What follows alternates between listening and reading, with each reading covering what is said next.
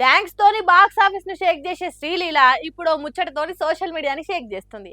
ఏదైనా కొత్త సినిమా ముచ్చట్లన్నా అని అంటే కాదట, ఇప్పట్లా సినిమాలే చేయదన్న ముచ్చటతోనట.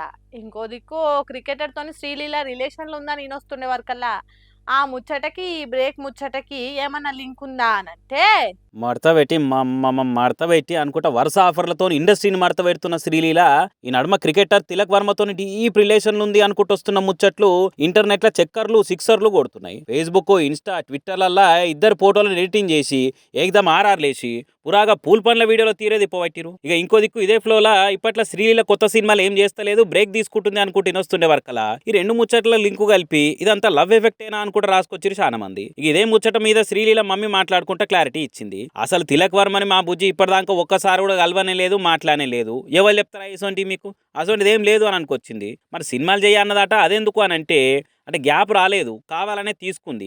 ఇప్పుడు మా బిడ్డ ఎంబీబీఎస్ చేస్తుంది కదా, నీటు పీజీ పరీక్షలకు ప్రిపేర్ అవుతున్నది.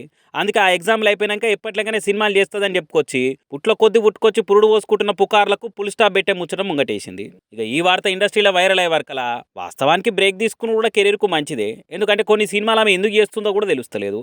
ఆఫర్ వచ్చిందని ఆనందంలో సైన్లు చేస్తుంది కానీ అవి బాక్సాఫీస్ కాడ బొక్క బొరలో పడుతున్నాయి. అట్లనే మా జాతర మసిబొగ్గే అయిపోయాయి. ఉస్తాద్ భగత్ సింగ్ ఉత్తదే అయిపోయింది. పరాశక్తి పత్తా లేకుండా పోయింది.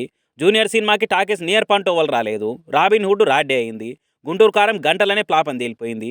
ఇంకో దిక్కు హిందీ అరుంధతి చేస్తుందని వచ్చే వరకలా సినిమాలు ఏమైనా కొబ్బరికాయలతో కొట్టి అక్కరే లేదు, నిమ్మకాయలతో కొట్టినా చాలు ఆ కథకి ఈమెడ సూట్ అవుతుంది అసలు అని అనుకుంటా ట్రోల్స్ చేసిరు నెట్ జనాలు. అందుకే జర బ్రేక్ ఇస్తే కూల్గా ఆలోచన చేసుకుని సక్సెస్ఫుల్ గా ముంగటి పోవచ్చు అని అంటారు చాలా మంది. చూడాలి ఇక శ్రీలీల అటు పరీక్షల పాస్ అయ్యి ఇటు కెరీర్ లో కూడా హిట్ ఫ్లాప్ పరీక్షల ఎసొంటి రిజల్ట్ చూస్తుంది అనేది.